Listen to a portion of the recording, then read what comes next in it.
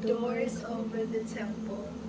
Sitting atop a snowy mountain peak perched a dark temple, with echoes and whispers that roamed around the air. Meanwhile, on the other side of town, the tales of the mountain caught the attention of a group of friends, Billy, Sophia, and Maya. The ancient tale spoke of a temple on top of a mountain. No one knows the appearance or the fate of those who's ventured.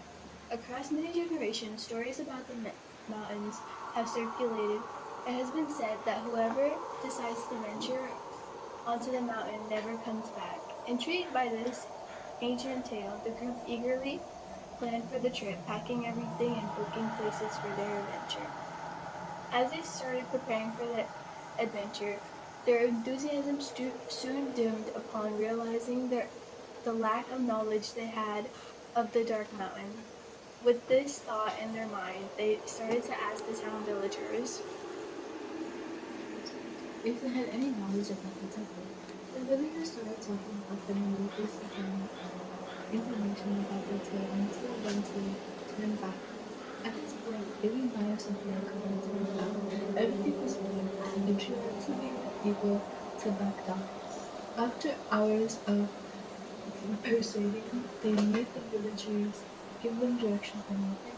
The group was persistent in their quest. The group approached the snow-covered mountain. They saw danger that was awaiting for them, and a sudden feeling of regret washing over them. The trio froze. They had expected the worst, but still believed that they could accomplish this trip and get home safely. But as they saw that the mountain was way bigger than they had expected, their confidence slowly started turning into fear. As Maya took a few steps forward, the rest followed. Billy still thought that they could make it and finish this trip without getting hurt, so his pride and ego made him start climbing up. After 20 steps up the mountain, the group slowly realized how unprepared they were. When they looked in their big bag, they pointed out that they didn't have enough supplies for this trip. they had barely enough things to even last the night. As they started hiking the mountain and night started approaching, the group started arguing about tiny things. Why would you open the chips when we are only a few steps in? You sit down, Maya, shouted Sophia. While Maya sat there teary-eyed. After the fight, the group was silent. Nothing could be heard other than the sounds of the wind.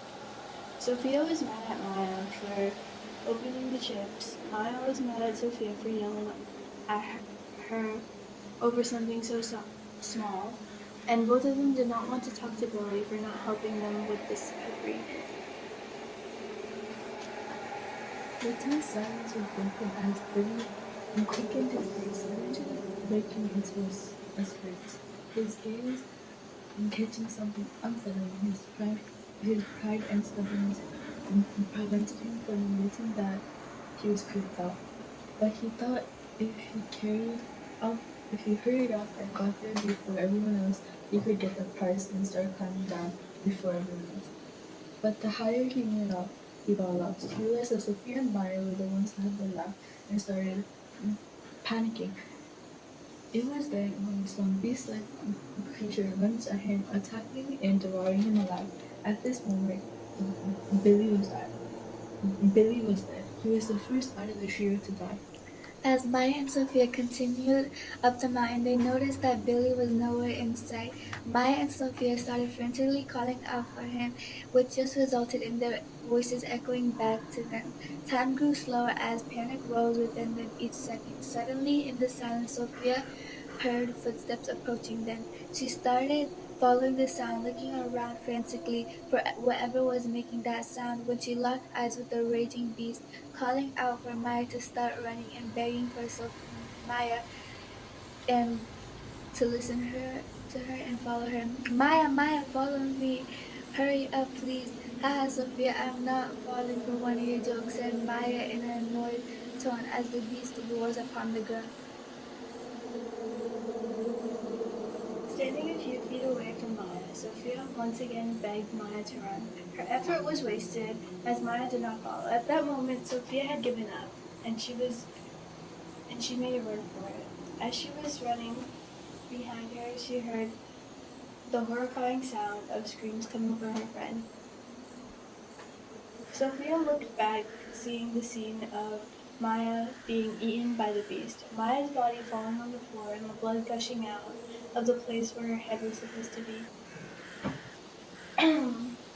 Seeing the glorious scene, Sophia let out a scream of fear. As she kept running up, she was so close now. As she looked around, everything became a blur. And that was when she realized she was crying about Billy dying, crying about witnessing Maya's death, crying about everything. Even after everything happened, Sophia did not give up. She wiped the tears from her face and kept running until she saw a gold box. Sophia took the box and started frantically searching around to find a place to hide it from the beast.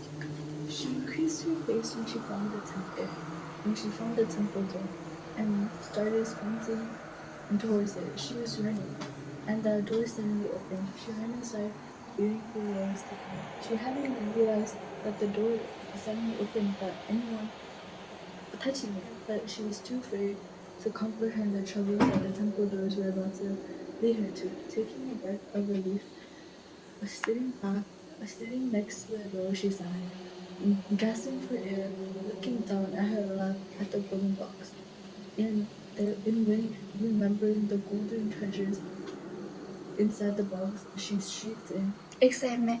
I finally got the money. She started to leave the temple with the money in the case. She felt the hair on the back of her neck starting to rise in adrenaline. As she felt warmth around her, she slowly turned her head around and caught a glimpse of light reflecting on a golden statue, making her gasp in shock. She saw the statue of a lion's head. She slowly crept her way towards the statue, and when she got close enough to fully examine the statue and its glory, she found her hands attempting to grab the statue. When she grabbed it, "This is priceless," she said. After taking the statue and walking her way back to the entrance, When she heard something break behind her, she started looking around, spotting nothing. She decided to just disregard the sound and walk back to the town to boast about her findings.